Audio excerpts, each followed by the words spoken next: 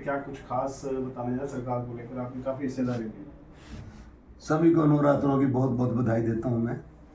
मेरा सौभाग्य है कि मेरे आज सबाद के पंच सरपंच, जिला परिषद के मेंबर, ब्लॉक समिति के मेंबर आज मुझे यहाँ चाय पर आमंत्रित किया है और मैंने इन लोगों से मिलने की मेरी इच्छा भी थी।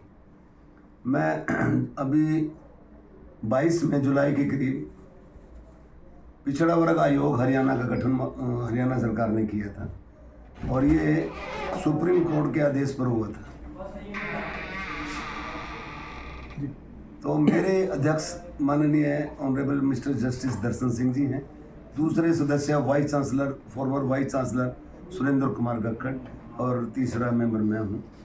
हमें लक्ष्य दिया गया था कि जो लोग हरियाणा में गरीबी का जीवन जी रहे हैं, जिन्हें हम पिछड़ा वर्ग ए मूल पिछड़े बोलते हैं, उनका राजनीतिक स्तर ऊंचा करने के लिए सरकार द्वारा 8% आरक्षण देने की जो इच्छा जाहिर की थी, उसके बारे में हमें लक्ष्य दिया गया था।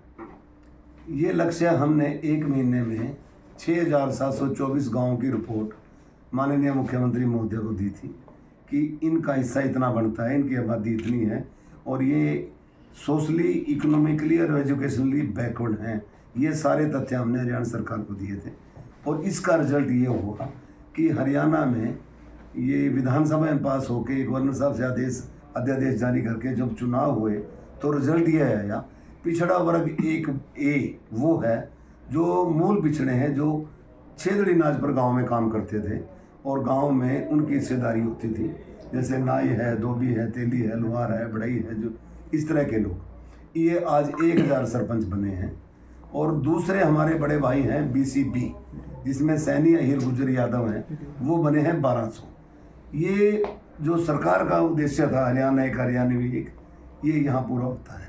और मैं ये कहने में कोई गुरेज नहीं करता कि देश जब आज़ाद हुआ और जब हरियाणा बना, ये बाबा साहब भीमराव अम्बेडकर और महात्मा गांधी का सपना था कि लोकतंत्र तभी सुदृढ़ रहेगा जब अंतिम व्यक्ति का हिस्सा इसमें होगा, और ये काम माननीय मनोहर लाल ने और कृष्ण बेदी ही कर पाया है। इसलिए मैं इस बाद में ये मीटिंग इसलिए कर रहा हूँ कि इसमें कृष्ण बेदी जी का बहुत बड़ा हाथ है, मनोहर लाल जी का बहुत बड़ा हाथ है, वरना ये गरीब लोग सिर्फ वोट देते थे, घर चले जाते थे। आज ये छोटी सरकार के चीफ मिनिस्टर हैं। छोटी सरकार का मतलब गांव का सरपंच, मुखिया का मतलब chief minister of the village.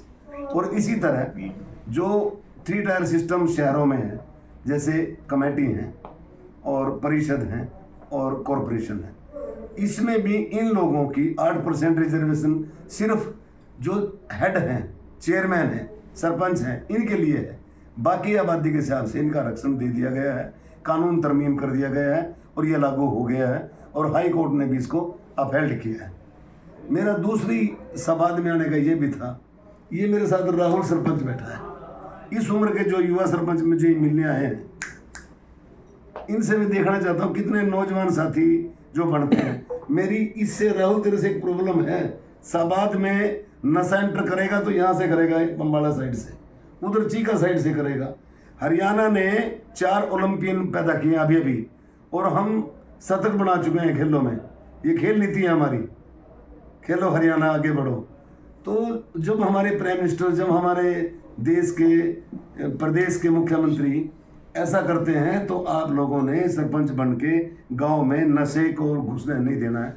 मेरी एक ये इच्छा ये रहती है, क्योंकि नौजवान हरियाणा, युवा हरियाणा, तो उस समय ये जो नौजवान साथियों से मिलकर मैं ये प्रभावित हूँ कि सबाद एक ऐसा स्टिग्मा है, गुलाची का ऐसा रास्ता है जहाँ से नशा घुस सकता है। और इनको मैं हाथ जोड़ के प्रार्थना करने आया हूँ कि गांव में घुसना नहीं चाहिए, नशा संकल्प लें, नशे बंद करने की बात करें और इसके लिए सरकार को भी मदद करें। आप सरकार को भी सूचना दें और जो अधिकारी नहीं मानता हो तो उससे ऊपर से बताएं, मुझे भी बताएं। और सर इस नशा गांव में घुसना नहीं देना है, दहेज हमें नहीं लेना है, गांव में हर घर में पौधे लगाने हैं, हरा भरा गांव बनाना है। इस तरह से बिल्कुल आपने ओबीसी सरपंचों की आवाज़ को उठाया है, तो कहीं ना कहीं जब लाठीचार्ज हुआ सरपंचों पर, जो 2 लाख की इनको एक टारगेट दे रखा है, तो उसमें भी कहीं ना कहीं ओबीसी के सरपंच थे जिन पर लाठीचार्ज हुए, लाठियां बरसी, तो उस टाइम इस मुद्दे को उठाना चाहिए था। पारदर्शिता वो सरकारी काम है। मैं राजनीतिक पद पे नहीं हूँ, मैं सामाजिक पद पे भी नहीं हूँ, मैं संवैधानिक पद पे हूँ। पारदर्शिता बहुत जरूरी है।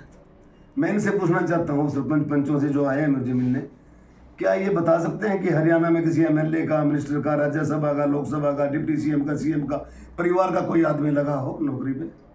मैं कहता हूँ नहीं। अगर वो नहीं लगे तो फिर लगे कौन है? लगे वो हैं जिनके पास सत्ता नहीं थी, जिनके पास पैसा नहीं था। और ये लोकतंत्र में इम्पॉसिबल बात है जो पहली बार पॉसिबल हुआ है। वरना चीफ मिनिस्टर तो 10-12 हमने देखे हैं। बड़ी बड़ी नौकरियां तो बड़े बड़े राजघरानों की बपोती होती थी। मैं कहने में कोई गुरेज नहीं है। कहीं तो चीफ मिनिस्टर आज भी कह रहे हैं ये क्या है, गलत किया है, इनको गरीबों को, इनको ऐसे रहने देना चाहिए। विधानसभा में एक विधायक कह रहा था भाई ये गलती है आरक्षण, क्या मैं उसका समर्थन कर दूं? जब हाई कोर्ट अफेंड करता है हमारे ऑर्डर और हमारा आयोग भी एक जस्टिस चला रहा है, तो कैसे बोल देते हैं लोग बिना ऑथेंटिसिटी के, बिना लीगल नॉलेज के कैसे बोल देते हैं? ऐसा नहीं बोलना चाहिए। हर गरीब का जब अंत्योदय शब्द क्या है?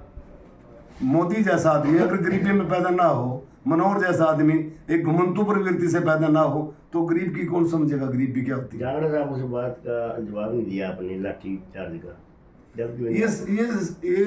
ये प्रशासनिक इशू है, मेरे इसमें ताल्लुकात नहीं है। मैं आज भी कहता हूँ कि जो सरपंच पंच हैं उनको ई टेंडरिंग का समर्थन करना चाहिए। अरे मेरे भाइयों, मैं आपसे एक बात पूछना चाहता हूँ, मैं तो जज रहा हूँ, क्या कभी IAS अंदर होते थे? कितने कितने आप कहते हो अफसर अंदर हैं?